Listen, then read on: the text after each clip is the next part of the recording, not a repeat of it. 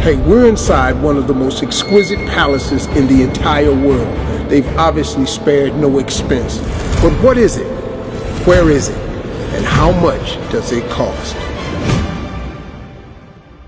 Welcome to the Presidential Palace of the Emirates, where Emirate leaders meet and host summits. For years, this was private, available only for politicians and leaders. But last year, they opened this to the public.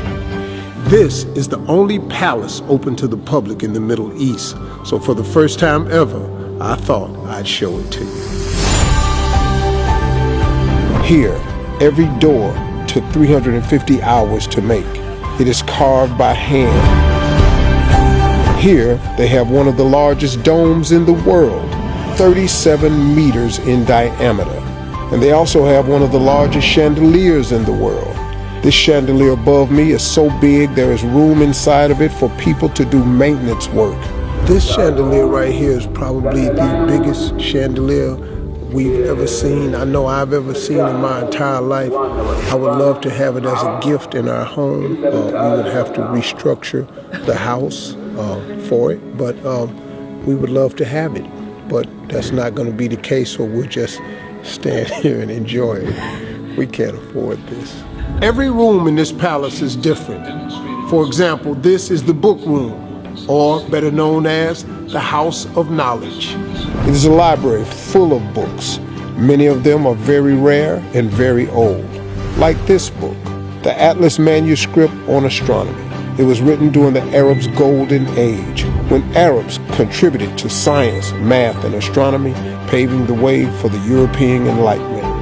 Yeah, they're leading stuff. They translated these books from the Greeks, who were real big into that, and then they got through, and then they gave it to the blacks, and then we turned it into astrology. And the blacks, you said? That's not true, but that's, well, I want that on tape. We want credit for that. All right, this is a presidential gift room. What's inside are gifts from all around the world presented to all of the Emirati leaders, such as ancient wooden weapons like swords and daggers from Saudi Arabia, wooden elephant sculpture from South Africa, a golden horse from Turkmenistan, a jar that looks like the moon from the Republic of Korea, and a beautiful medal from France. This would be like beyond presidential for me. This would be, in the words of my friends back home, baller.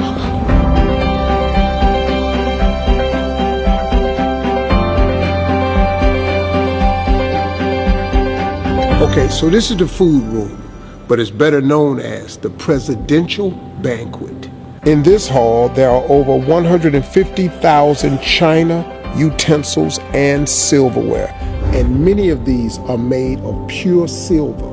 Pure silver. 100%. I bet the food is good in here. You look at this. How are you going to serve something that's not good? The food is going to be delicious. I want some. Why is there nothing here? They didn't know I was coming. I'm always hungry. Might not be presidential, but I'm hungry, that's for sure. Usually 85% of the day, but I feel very baller sitting in this chair, I'll tell you that. Okay, so I know the question on your mind is probably, how much does all this cost? I did some digging, some looking into it, and here it is. A lot.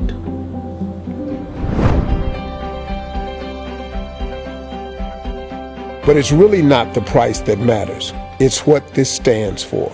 This is more than gold, more than silver. This is the history of the Arabs and Muslims.